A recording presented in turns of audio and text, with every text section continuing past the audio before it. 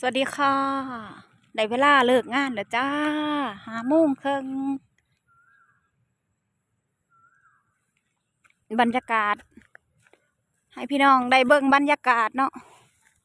อุ๊ยสะดุด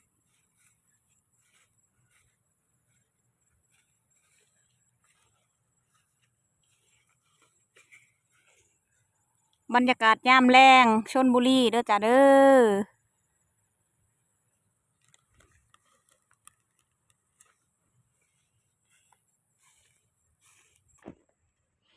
อากาศสิออกเย็นๆหน่อยหนึ่งเนาะลมๆเย็นแหละเด้อพี่น้องเด้อ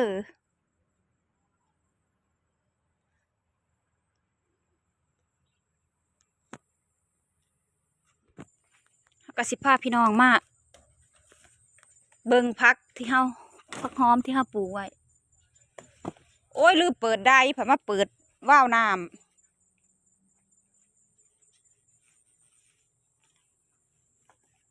ผักหอมที่เฮาปลูกไว้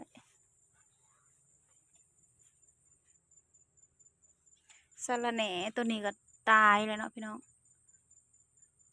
กำลังปลูกใหม่กระถางนะอันนี้หอมลาบบ้านเฮาได้นี่พี่น้องปลูกใหม่บ่ฮู้ว่ามันสิเป็นบ่สร้างมาปลูกโดยเฉพาะเป็นอยู่กิ่งหนึ่ง2 กิ่งนี่แหละก็เลยมันแตกออกหลายก็เลยมาแบ่งปลูกเนี่ยบ่ฮู้ว่าสิเป็นหรือบ่ต้องการแห้งคือพักอันนี้คนละแบบกันเด้อพี่น้องกับสะระแหน่นี่บ่ได้แม่น